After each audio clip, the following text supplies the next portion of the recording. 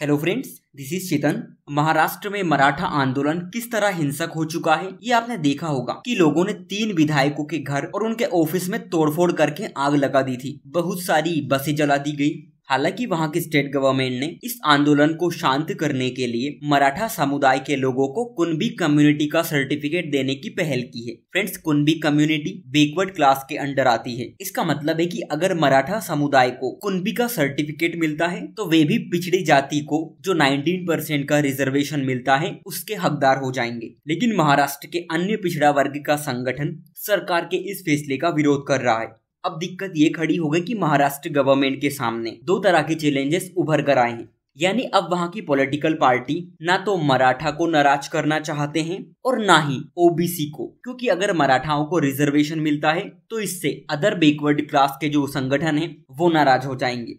Actually Maharashtra ही नहीं, भारत के दूसरे राज्यों में भी रिजर्वेशन की जो आग है वो पॉलिटिकल पार्टी ने ही लगा रखी है। जब वे अपोजिशन में होते हैं तो लोगों को रिजर्वेशन का लालच देकर अपने सत्ता तक पहुंचने का रास्ता तैयार करते हैं, और फिर जब पावर में आ जाते हैं तो उसके बाद जो इन लोगों ने वादे किए थे उनको या तो भूल जाते हैं या फिर वो उन्हें पूरा नहीं कर पाते। और महाराष्ट्र में भी ऐसा ही हुआ। महाराष्ट्र में जो मराठा समुदाय है वो कृषि से जुड़े हुए हैं और इकोनॉमिकली काफी वीक कंडीशन में है। बहुत टाइम से ये लोग जॉब एंड एजुकेशन में रिजर्वेशन की मांग कर रहे थे और 5 साल पहले वहां की गवर्नमेंट ने इन लोगों को 16% रिजर्वेशन देने का डिसीजन भी लिया था। लेकिन बॉम्बे हाई कोर्ट ने उसे कट करते हुए कुछ विशेष प्रावधान के तहत लागू करने की इजाजत दे दी थी। लेकिन उसके बाद मामला सुप्रीम कोर्ट में गया और सुप्रीम कोर्ट ने 50% की संवैधानिक सीमा रेखा का हवाला देते हुए इस रिजर्वेशन को रोक दिया था। आप ये जो रिसेंट इवेंट देख रहे हैं उसमें मनोज जिरांगे पाटिल नाम के एक व्यक्ति ने ये मांग उठाते हुए भूख हड़ताल शुरू कर दी कि जो मराठा कम्युनिटी को कुणबी का पार्ट माना जाए, और इनके समर्थन में बहुत सारे लोग भी जुट गए। एक्चुअली बात यह है कि हर पॉलिटिकल पार्टी को ये पता होता है कि रिजर्वेशन को लेकर कुछ कॉन्स्टिट्यूशनल लिमिटेशंस होती हैं, लेकिन उसके बाद भी वो अपने पॉलिटिकल एजेंडा के लिए इन चीजों को हवा देते हैं। और रिजर्वेशन की ये हलचल सिर्फ महाराष्ट्र में ही नहीं बल्कि आप राजस्थान,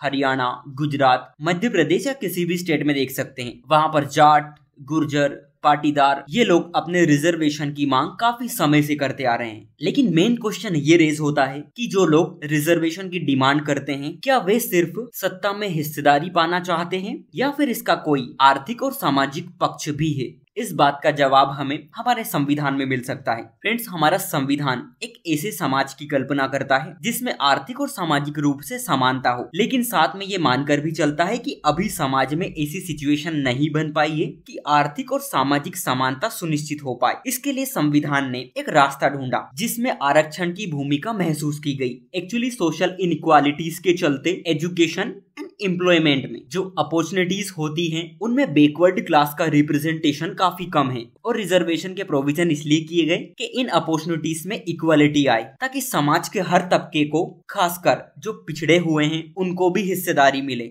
लेकिन गवर्नमेंट, पॉलिटिकल पार्टी और लोगों को ये समझना चाहिए कि सोशल इनइक्वालिटी यानी सामाजिक असमानता को रिजर्वेशन सिस्टम से पूरी तरह खत्म नहीं किया जा सकता। क्योंकि अगर इंडिया में आप देखेंगे तो कुल रोजगार में सरकारी नौकरियों की जो हिस्सेदारी है वो सिर्फ 6 से 7% है, जबकि आप कुल जनसंख्या में पिछड़े वर्गों की हिस्सेदारी देखेंगे तो वो इससे कई गुना अधिक है। यानी आरक्षण से उनकी समस्या का समाधान नहीं हो सकता, यानी आरक्षण से ये प्रॉब्लम सोल्व नहीं हो सकती। लेकिन हाँ, इतना जरूर हो सकता है कि जॉब्स में इनका पार्टिसिपेशन बढ़े। बट फ्रेंड्स, इंडियन सोसाइटी की ये रियलिटी है कि जो लोग इकोनॉमिकली वीक हैं वे सोशली भी वीक हैं। यानी जो लोग आर्थिक रूप से पिछड़े हैं वे सामाजिक रूप से भी पीछे हैं, और जिन लोगों की इकोनॉमिक कंडीशन ठीक है वे सोशली भी काफी स्ट्रॉन्ग है। और इसे आपने अपने आसपास भी महसूस किया होगा कि सोसाइटी में जो इकोनॉमिकली स्ट्रॉन्ग होते हैं उनका सोसाइटी में दबदबा होता है, और जो इकोनॉमिकली वीक होते हैं, जो आर्थिक रूप से कमजोर होते हैं, वो समाज की मुख्य धारा से कटे हुए होते हैं। इसका मतलब है कि जो मौजूदा आरक्षण व्यवस्था है वो इन 2 बातों को एड्रेस नहीं करती। और इसी के साथ एक क्वेश्चन रेज होता है कि आरक्षण की मांग का आर्थिक पहलू क्या है, यानी what is the economic side of reservations demand. Friends, इसे समझने के लिए हमें आरक्षण पर जो आंदोलन हुए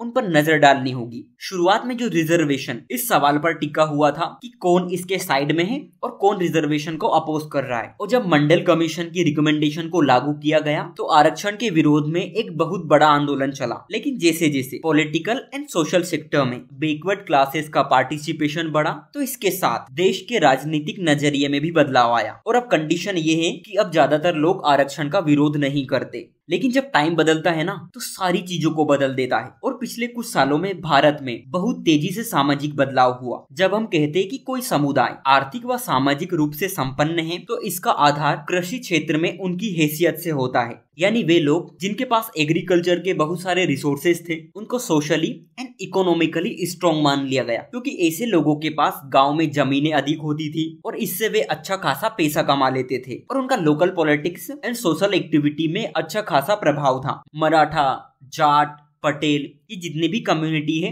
इस क्लास में आते हैं। ये पहले संपन्न थे लेकिन अब टाइम चेंज हो चुका है और टाइम के साथ जो हमारी इंडियन इकोनॉमी है उसमें भी चेंजेस आए हैं और चेंजेस कुछ इस तरह आए हैं कि पिछले 3 दशकों में हमारा जो कृषि क्षेत्र है, जो हमारा एग्रीकल्चर सेक्टर है, वो लगातार संकट के दौर से गुजर रहा है। एग्रीकल्चर सेक्टर का जीडीपी में जो कंट्रीब्यूशन था वो पहले से लगातार कम होता जा रहा है। एक टाइम था बेशक जब ये लोग संपन्न थे लेकिन अब उनकी कंडीशन वीक हो चुकी है, इसलिए अब इन लोगों में भी रिजर्वेशन की जो चाहत है वो बढ़ने लगी है। हमारा एग्रीकल्चर सेक्टर जो बहुत सारे चैलेंजेस फेस कर रहा है उसका रिजल्ट ये निकला कि जो नॉन एग्री सेक्टर्स हैं उन पर दबाव काफी बढ़ गया, जिसमें ऑलरेडी इकोनॉमिक एंड एम्प्लॉयमेंट की जो अपॉर्चुनिटीज थी वो लिमिटेड थी। क्योंकि आप देखेंगे कि आज भले इंडियन इकोनॉमी इतनी बड़ी हो चुकी है लेकिन उस लिहाज से भारत में रोजगार नहीं है और जिन जॉब्स में अच्छी सैलरी मिलती है वो भी काफी कम हो चुकी है। फ्रेंड्स, भारत में लगभग 50 करोड़ वर्कफोर्स एम्प्लॉयमेंट एक्टिविटी में लगी हुई है और इनमें से केवल 2 से 3% ही ऐसे लोग हैं जिनकी मंथली सैलरी 40,000 से 50,000 रुपए है। और आपको हैरानी होगी कि बाकी भी जितने लोग हैं उनमें ज्यादातर की जो सैलरी है वो 15,000 रुपए से भी नीचे है। इसका मतलब ये हुआ कि हमारा जो एग्रीकल्चर सेक्टर है उसमें क्राइसिस के बाद लोगों ने नॉन एग्रीकल्चर एक्टिविटी में पार्टिसिपेट करना स्टार्ट कर दिया, लेकिन उनको इससे ज्यादा कोई लाभ नहीं मिला, कोई ज्यादा प्रॉफिट नहीं हुआ। इसलिए हर कम्युनिटी के लोगों की इच्छा होती है कि उनकी सरकारी नौकरी हो क्योंकि उनमें सैलरी अच्छी होती है, गवर्नेंस में उनका पार्टिसिपेशन हो और इन सभी रीजन के चलते उनके पास रिजर्वेशन की डिमांड के अलावा कोई रास्ता नहीं दिखता। जबकि आप खुद समझ सकते हैं कि ये ऑप्शन बिल्कुल सही नहीं है, क्योंकि अगर हम हर लोगों की डिमांड मान भी ले तो इस वक्त गवर्नमेंट सेक्टर में लगातार नौकरियां कम होती जा रही है। ऐसे में गवर्नमेंट सेक्टर में कितने लोगों को रोजगार मिल पाएगा। दूसरी ओर हायर एजुकेशन में बैकवर्ड क्लासेस को जितना लाभ मिलना चाहिए था वो नहीं मिल पाया। हालांकि अगर आप एम्प्लॉयमेंट एंड एजुकेशन सेक्टर देखेंगे तो वहां पर लोअर लेवल पर तो इनका पार्टिसिपेशन बढ़ा है, लेकिन जैसे जैसे अगर आप अपर लेवल पर जाओगे तो ये नंबर तेजी से कम होने लगते हैं। इसका मतलब है कि आरक्षण की जो व्यवस्था है, रिजर्वेशन जो सिस्टम है वो उतना भी ठीक नहीं है जितनी हम आशा, जितनी हम उम्मीद करते हैं। ना तो पुरानी कम्युनिटी को इससे ज्यादा लाभ हो रहा है और ना ही नई कम्युनिटी को, जो कि इसमें भविष्य में शामिल हो सकती है। लेकिन आपके माइंड में एक क्वेश्चन और रेज होगा कि अगर यही बात है तो फिर आखिरकार रिजर्वेशन का ऑप्शन क्या है, यानी आरक्षण का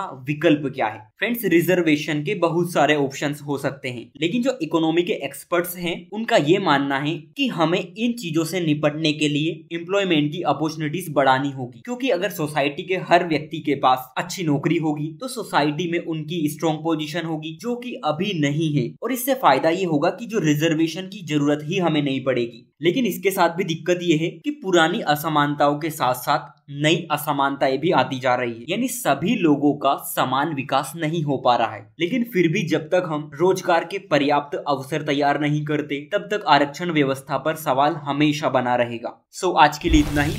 थैंक यू।